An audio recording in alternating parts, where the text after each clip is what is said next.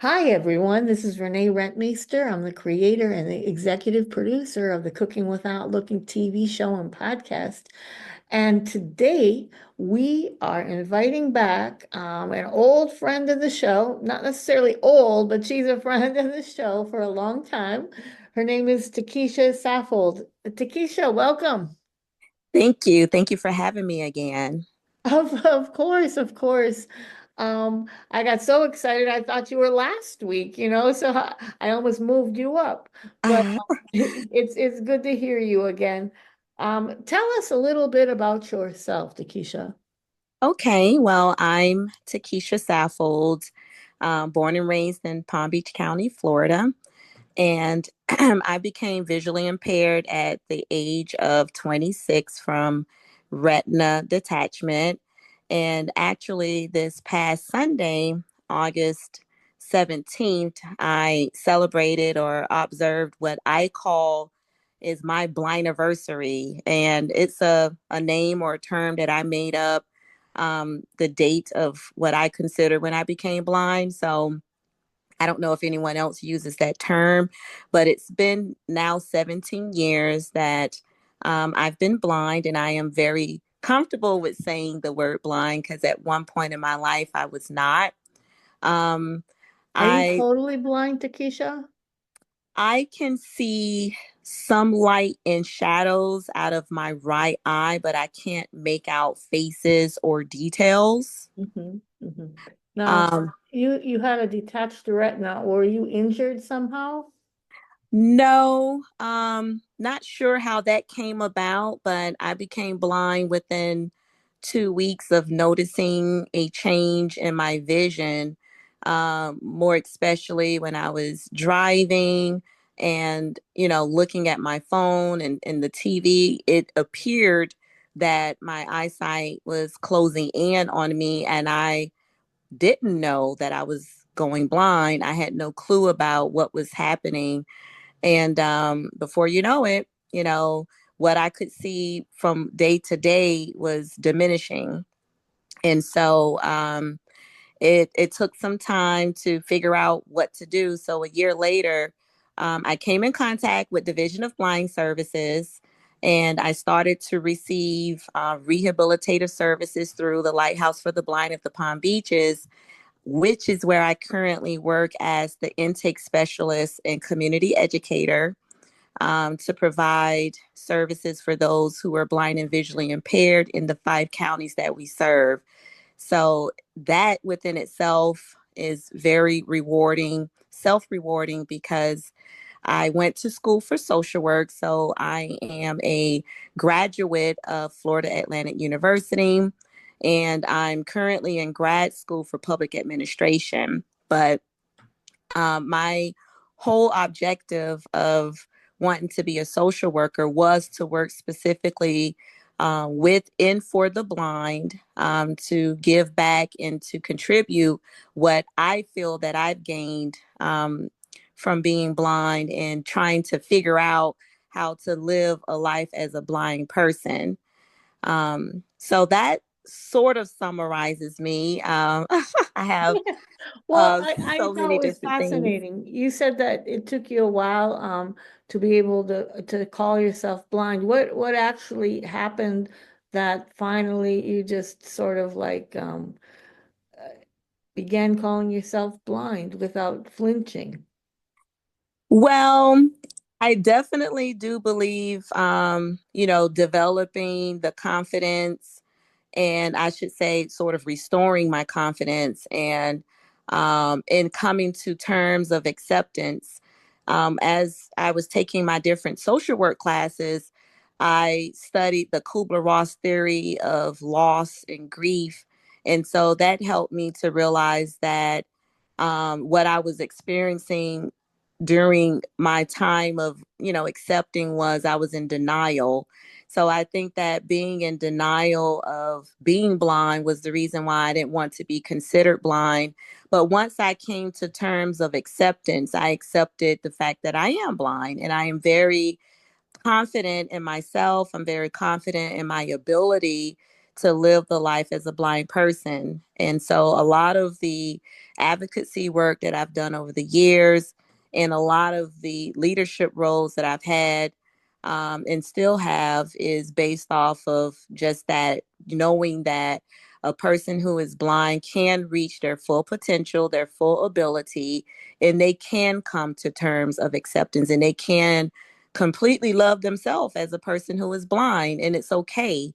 As long as you put the person before the disability, I'm fine. I don't want to be considered the blind woman or the blind girl. I Right. want to be considered a woman who is blind. Exactly, exactly. I always write, when I write, I always write a person who is blind, or depending on what I'm writing, because, your blindness doesn't define you, you define you. And we're much more than our eyesight. I mean, our eyesight is a small percentage of who we are as humans, right? Exactly, exactly. Yes. Now, when you finally accepted being blind, is it sort of like you've actually turned into another person? Does it feel that way?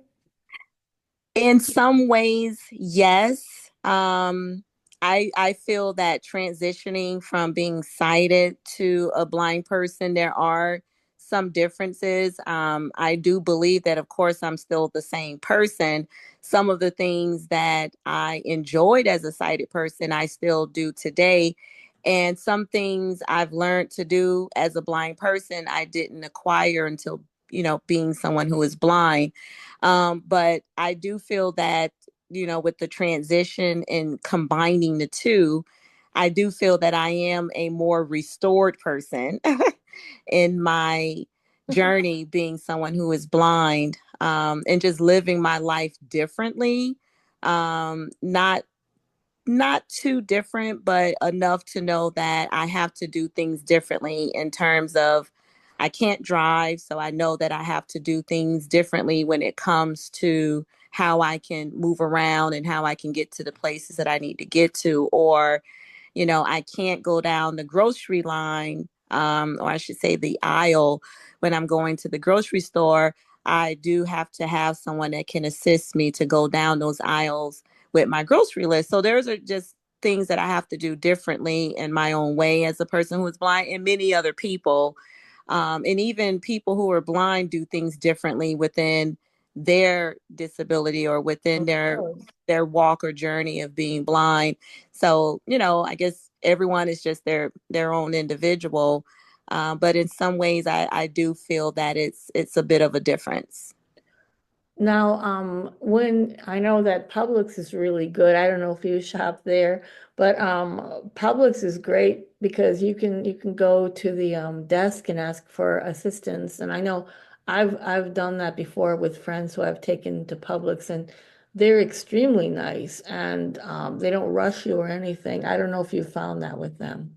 Oh my gosh, I have to get a shout out to Publix, my number one grocery store. And for everyone who knows me, they all know that because of Publix having excellent service, I have never felt uncomfortable about going to the customer service desk and receiving that courtesy service. And also, their bakery has the best cakes. So, Except for ah, trying to get the hurricane cake back.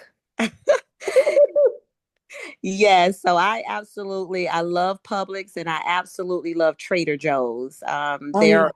Their customer service is excellent. Oh yeah, where I'm at in Albany, Georgia, we don't have a Trader Joe's, but I do miss it now that you mention it. Do you find it when you first started going blind and up till now, did you find it difficult to ask for help?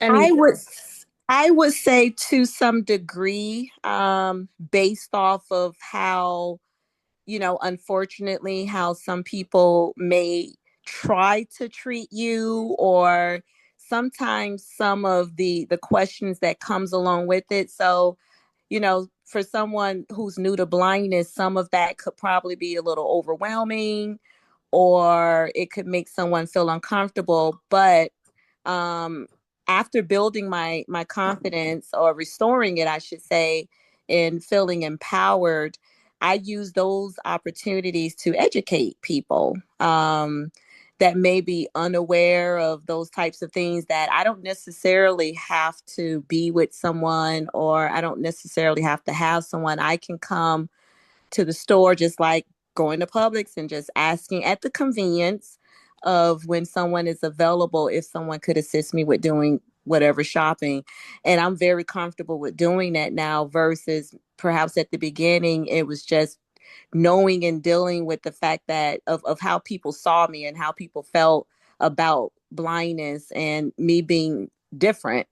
But now I smile and and I'm quite sure people are like, whoa, this person is, seems to be very happy about, You got a being great blind. smile.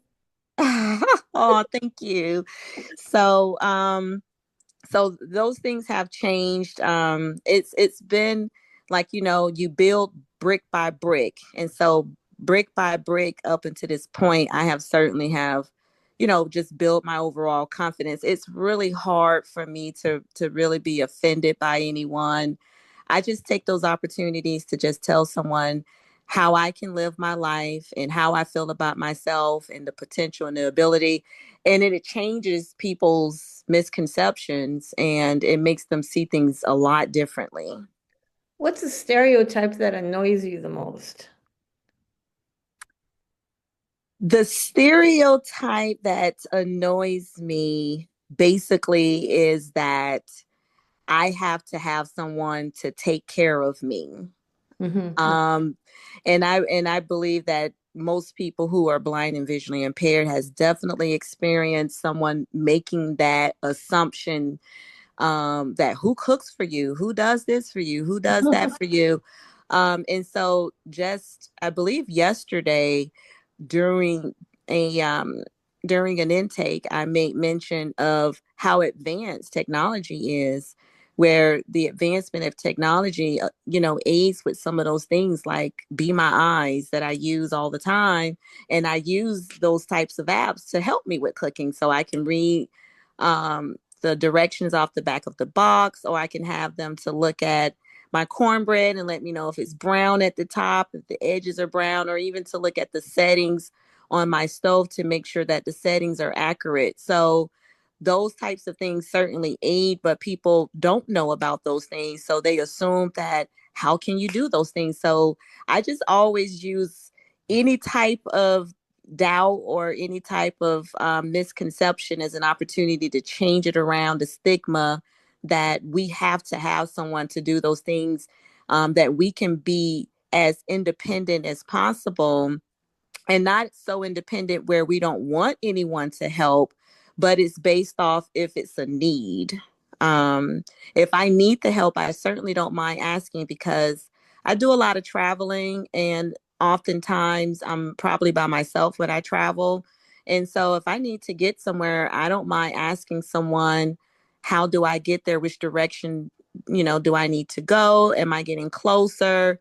And so those types of things is what helps me be able to do what I do, being confident enough to just ask people for help if I need it. So What's a typical day at work for you? Like from beginning to end, what is it like?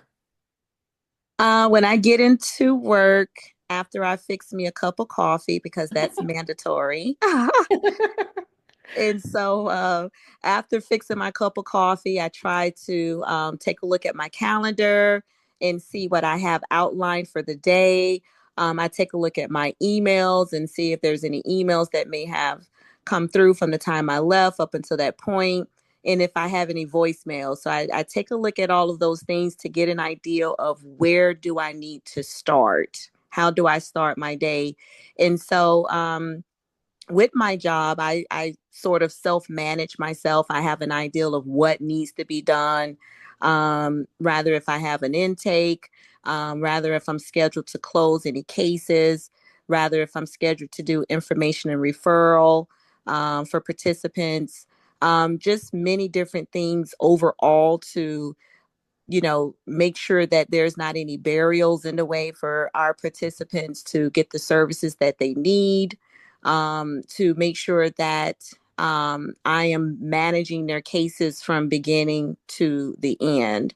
So I really love that part of my job because I am the initial point of contact in regards to services. So I assist people with filling out the applications to start services, and scheduling the intake and managing the paperwork that is required, up until they're added onto the enrollment list and up until they complete all of their services, where at the end, I do a quality assurance survey of how did the services work out for them, and then closing their case.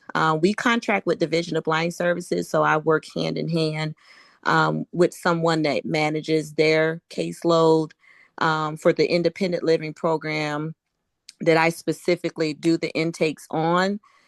So throughout the day, it's busy between phone calls, and emails, and of course, just things with my colleagues that we have to discuss as it relates to the participants and the services, and every person is different as it relates to their needs and things of that nature.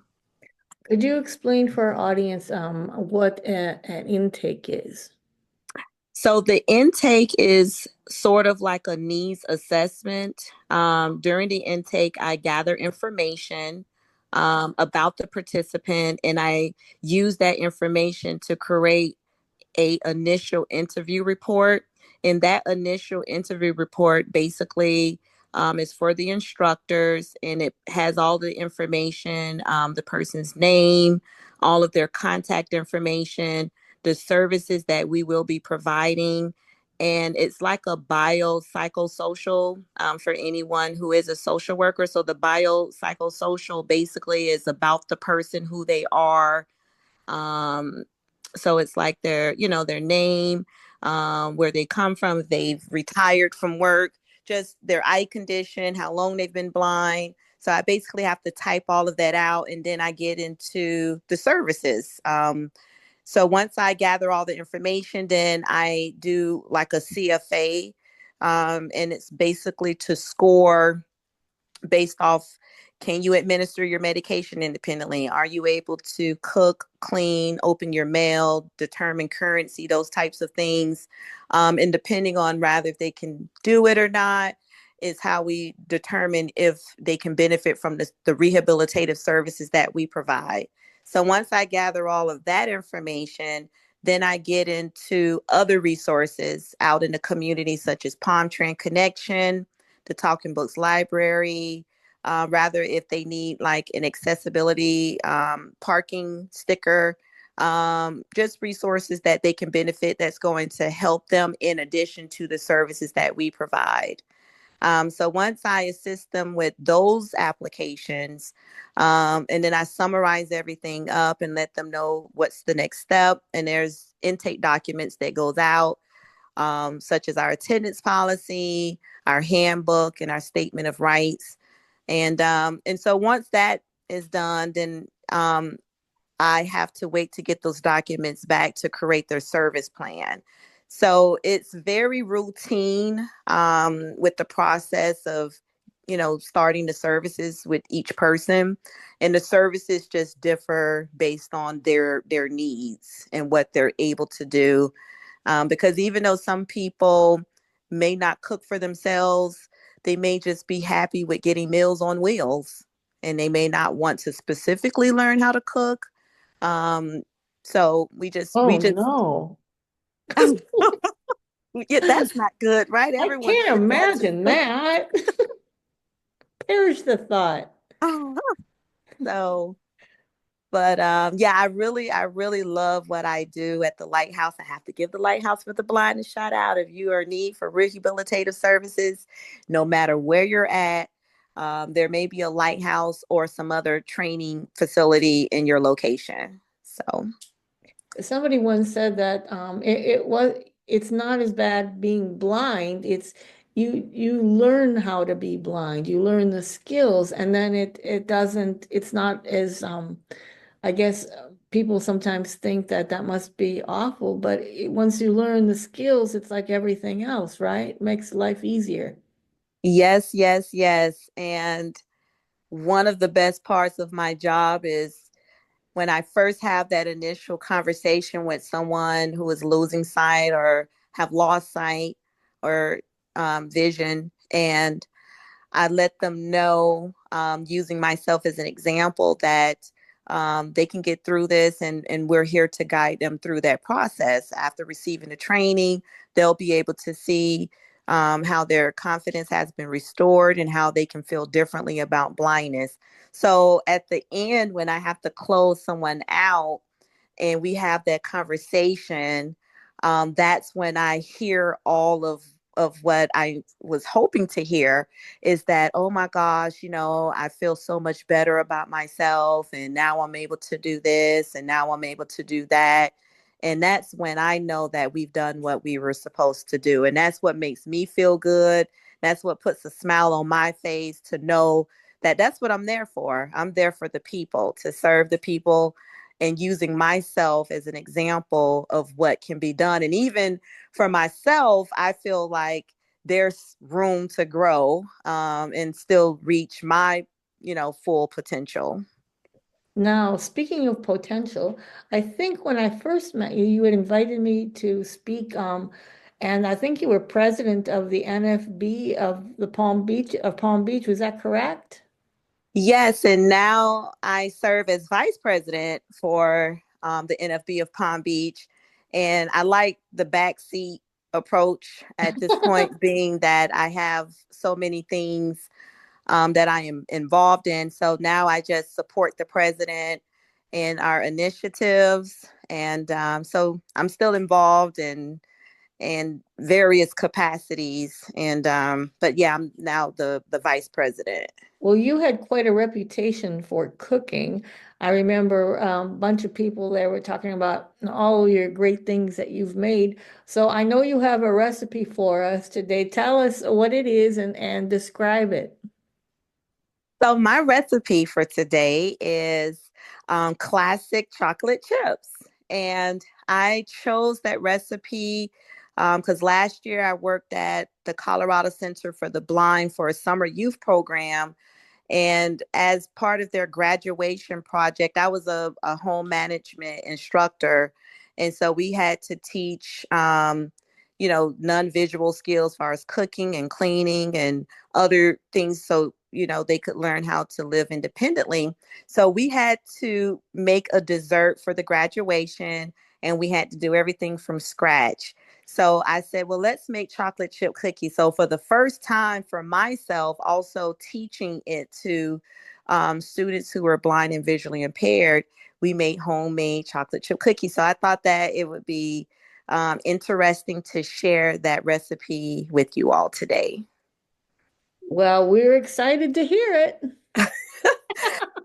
So, the ingredients that you would need to make homemade chocolate chip cookies is, you need flour, you need brown sugar, you need white sugar, you need butter, 2 sticks of butter, you need 4 eggs, you need a teaspoon of salt, a teaspoon of baking soda, a teaspoon of vanilla extract. Of course, you need the chocolate chips. Oh yes. Can't scrimp on the chips. Yes, that is one of the most important ingredients. And if you want nuts, rather if they're walnuts, preferably, then you can add nuts to this recipe as well. And so, while instructing and cooking, um, we taught that you mix or combine the wet ingredients together, and then you combine the dry ingredients together. So basically, you would mix those ingredients in 2 separate bowls, and you would mix them in one by one. And that, in my opinion, would be for any baking, is that you would mix the ingredients in one by one. Um, Using, I would say, like a handheld mixer or a professional mixer, which I think mixes very well. And so after utilizing those ingredients, mixing the dry and then the wet, and then combining all of those ingredients together, you would use a cookie sheet, which In my opinion, a non-stick spray is best in comparison to using the wax paper. You can use both, either one, but preferably for me, I the the non-stick spray seems to work much better. Um, Once you've combined the ingredients, and then you take a spoon and you kind of spoon out how much you want to be able to put on your cookie sheet for each cookie, and you want to ensure that they're not close together, that they're a little spaced out, because you don't want, once they bake and it just all becomes one big cookie. So A and that cookie can pancake.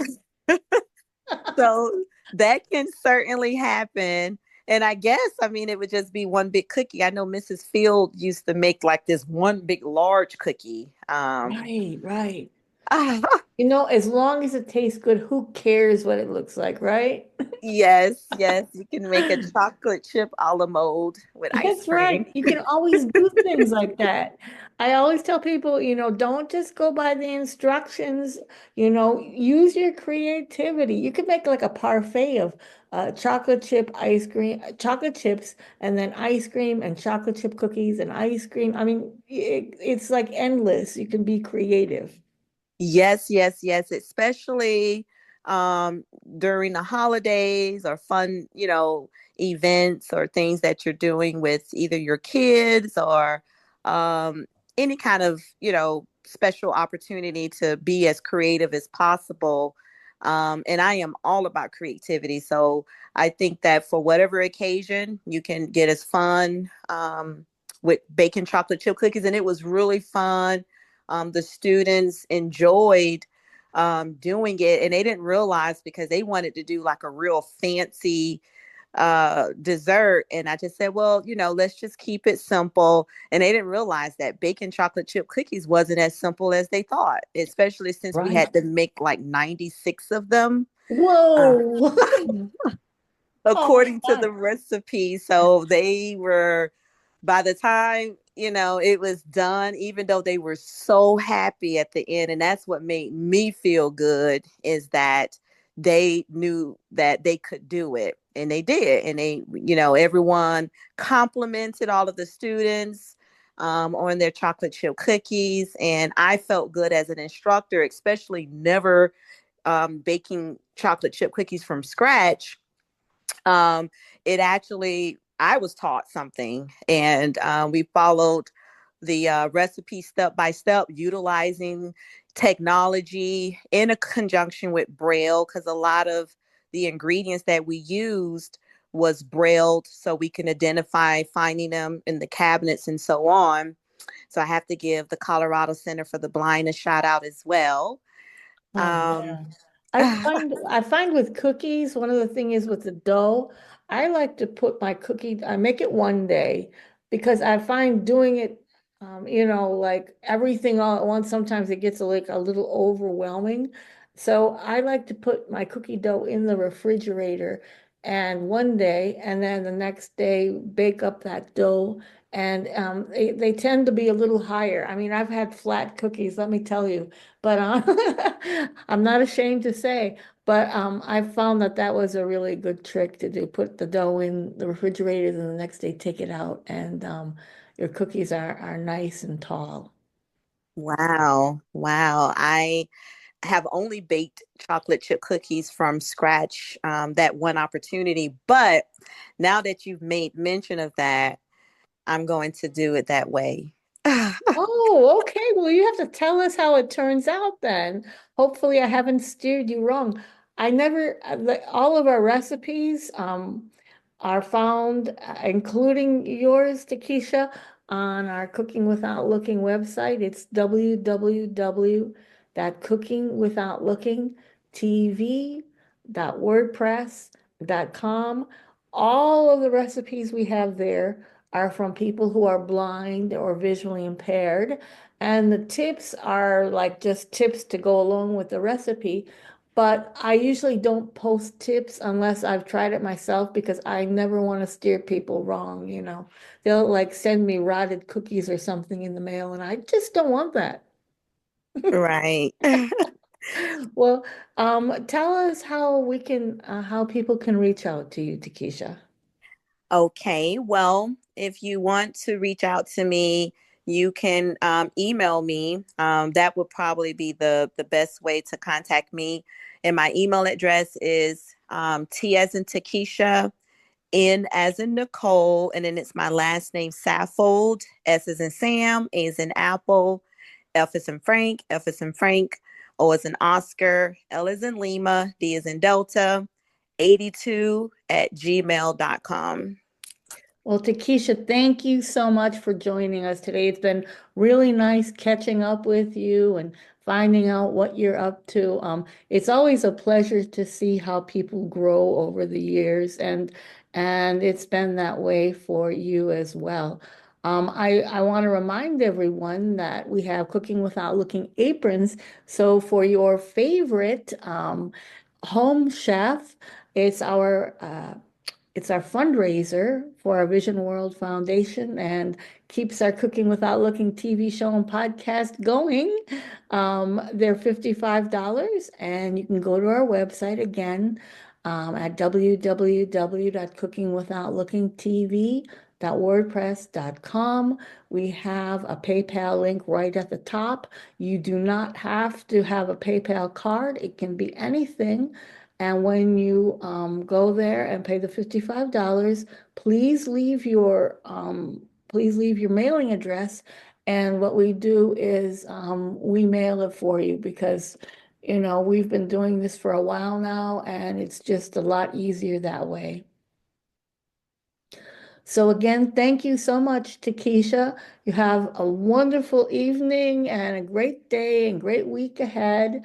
Thank you again for everyone who's listening. If you have any questions, please either give me a call at 305-200-9104 or reach out to me on our Facebook page in Messenger, or you can email me at reneerentmeester@gmail.com. That's RENEERENTMEESTER@gmail.com.